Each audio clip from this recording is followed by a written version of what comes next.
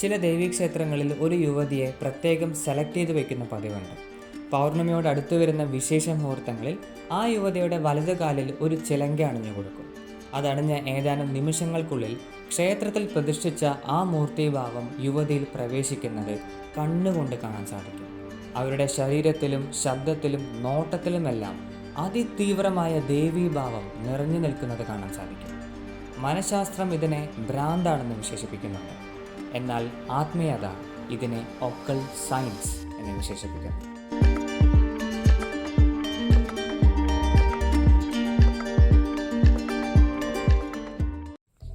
Human body is A container.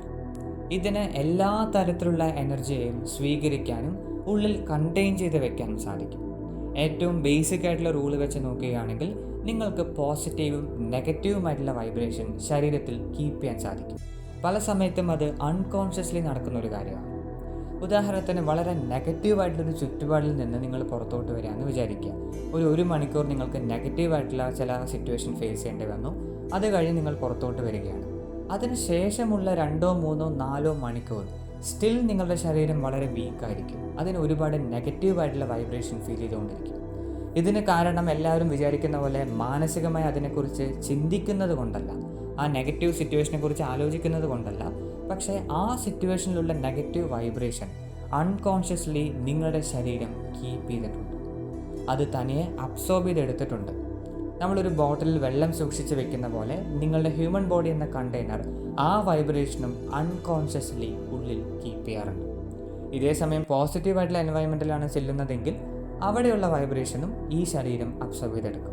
അതിന് negative എന്നോ positive എന്നോ യാതൊരു വേർതിരിവുമില്ല. This is the very nature of a human body. It can contain various types of energies.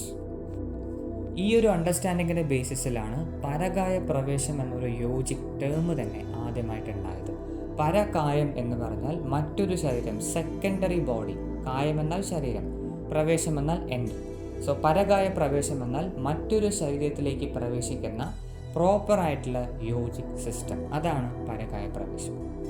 So ആദ്യം നമ്മൾ പറഞ്ഞ പോസിറ്റീവ് നെഗറ്റീവ് എന്നുള്ള വൈബ്രേഷൻ വളരെ ബേസിക് ആയിട്ടുള്ള എക്സാമ്പിളാണ്, റൂഡിമെൻ്ററി ആയിട്ടുള്ള കാര്യമാണ്. അപ്പോൾ നമ്മൾ ചിന്തിക്കും, യോഗികൾക്ക് എന്തിനാണ് ഇതെല്ലാം? യോഗികൾക്ക് എന്തിനാണ് പരകായ പ്രവേശം? അതിനെ ഇങ്ങനെയാണ് നമ്മൾ അപ്രോച്ച് ചെയ്യേണ്ടത്. There are many other higher living entities, higher living vibrations. ജീവനില്ലാത്ത വൈബ്രേഷൻ അപ്പുറമേ സ്വന്തമായിട്ട് ചിന്തിക്കാനും സ്വന്തമായിട്ടൊരു ഇൻ്റലിജൻസ്, സ്വന്തമായിട്ടൊരു കോൺഷ്യസ്നെസ്സിനുള്ള വൈബ്രേഷനും ഈ പ്രപഞ്ചത്തിലുണ്ട്. വളരെ റെസപ്റ്റീവായിട്ടുള്ള യോഗികൾക്കും ഋഷികൾക്കെല്ലാം ഇതിനെ തിരിച്ചറിയാനും സാധിച്ചിട്ടുണ്ട്. അങ്ങനെയുള്ള വൈബ്രേഷൻസിനെയാണ് നമ്മൾ മൂർത്തികൾ എന്ന് വിളിച്ചു പോകുന്നത്. They are deities.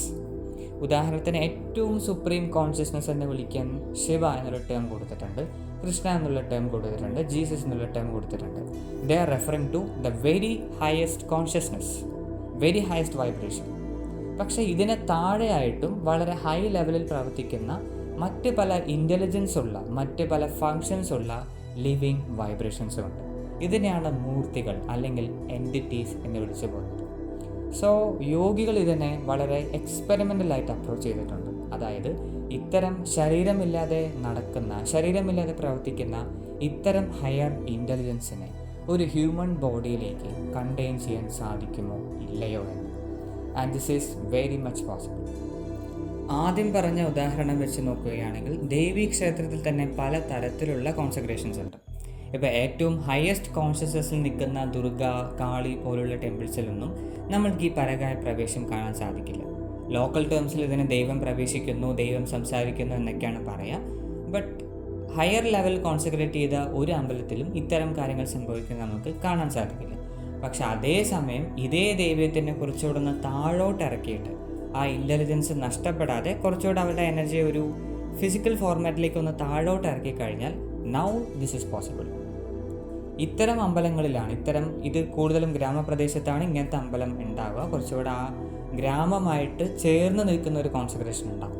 അവിടെയാണ് പരകായ പ്രവേശങ്ങൾ ഒരുപാട് സംഭവിക്കുക. സോ ഇങ്ങനെ സംഭവിക്കുമ്പോൾ യൂഷ്വലി അവരൊരു ഇന്ന ഏജ് ഗ്രൂപ്പിൽ പെടുന്ന ഒരു പെൺകുട്ടിയെ തിരഞ്ഞെടുക്കും. അവളെ ഫിസിക്കലി, മെൻ്റലി, ഇമോഷണലി ഈ ഒരു പ്രൊസീജിയറിന് ഫിറ്റാക്കാൻ വേണ്ടി പലതരത്തിലുള്ള യോജിക് പ്രാക്ടീസിലൂടെ കടത്തിക്കൊണ്ടു. ചില അമ്പലങ്ങളിൽ മാത്രമേ ഇതിന് കൃത്യമായ പ്രൊസീജിയേഴ്സ് ഉള്ളൂ. അതായത് അവരൊരു നേരത്തെ തന്നെ പലതരത്തിലുള്ള പ്രിപ്പറേഷനിലൂടെ കടത്തിക്കൊണ്ടുപോയി ശേഷമാണ് ഈ ആവേശത്തിന് അല്ലെങ്കിൽ ഈ ഒരു പ്രവേശത്തിന് അനുമതി ഉണ്ടാവുക. എന്നാൽ മാത്രമേ അവിടുത്തെ ദേവി ഇവരിൽ പ്രവേശിക്കുള്ളൂ. അതിനു മുൻപ് ഒരിക്കലും സംഭവിക്കില്ല. എന്നാൽ മിക്ക സ്ഥലങ്ങളിലും ഇങ്ങനത്തെ പ്രിപ്പറേഷൻസ് ഒന്നും ഉണ്ടാവില്ല. അതുകൊണ്ടാണ് നിങ്ങൾ കണ്ടിട്ടുണ്ടെങ്കിൽ മനസ്സിലാവും, അവരുടെ ഉള്ളിൽ പ്രവേശിച്ച് കഴിഞ്ഞ് ആ ഒരു ആവേശം പൂർത്തീകരിച്ച് പുറത്തു പോയി കഴിഞ്ഞാൽ അവർ വളരെ ഡള്ളാവും, ഫിസിക്കലി വളരെ വീക്കാവും, ഒരുപാട് എക്സോസ്റ്റ് ആയിട്ടുണ്ടാവും, ഹെൽത്ത് ചിലപ്പോൾ ബാധിക്കാൻ ചാൻസ് ഉണ്ട്. Because they are not prepared physically and mentally. അവരതിന് റെഡി ആയിട്ടില്ല. എന്നാൽ ആ എനർജി കയറുന്നുണ്ടോ ചോദിച്ചു കഴിഞ്ഞാൽ ഡെഫിനറ്റ്ലി കയറുന്നുമുണ്ട്. ഇതേ സമയം യോഗികളുടെ കാര്യം എടുക്കുകയാണെങ്കിൽ they can download a dozen of higher deities. This is the ability of yogis, this is the power of yoga. ആദ്യം പറഞ്ഞ പോലെ ഇതൊരു നിസ്സാരമായ കണ്ടെയ്നർ അല്ല ഹ്യൂമൻ ബോഡി. ജസ്റ്റ് ഒരു പോസിറ്റീവ് നെഗറ്റീവ് എന്ന വൈബ്രേഷനിൽ മാത്രമല്ല ഈ ഹ്യൂമൻ ബോഡി നിലനിൽക്കുന്നത്. ഇതിന് സങ്കല്പത്തിന് അപ്പുറമുള്ള കാര്യങ്ങളെ കണ്ടെയ്ൻ ചെയ്യാൻ സാധിക്കും. അവർ ശിവനെ ഡൗൺലോഡ് ചെയ്യും, ദേവിയെ ഡൗൺലോഡ് ചെയ്യും, ജീസസിനെ ഡൗൺലോഡ് ചെയ്യും, and they will keep it inside for ever.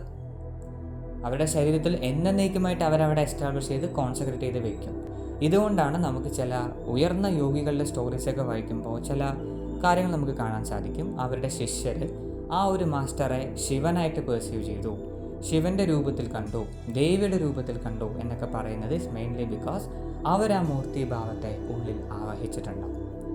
ചില സമയത്ത് അവർ വേണമെന്ന് വെച്ച് യോജിക് പ്രോസസ്സിലൂടെ ചെയ്യുന്നതാണ്. മറ്റ് ചില സമയത്ത് അവരുടെ സിൻസിയറിറ്റി, അവരുടെ കപ്പാസിറ്റി അത്രയും ഹൈ ആയതുകൊണ്ട് തനിയെ ഇത്തരം മൂർത്തിഭാവങ്ങൾ അവരിലേക്ക് അട്രാക്റ്റ് ആവുകയും അവരുടെ ശരീരത്തിൽ എന്നേക്കുമായി നിലകൊള്ളുകയും ചെയ്യും. Now they are living gods. അത്രയും കേപ്പബിൾ ആണ് ഈ ഹ്യൂമൻ ബോഡി.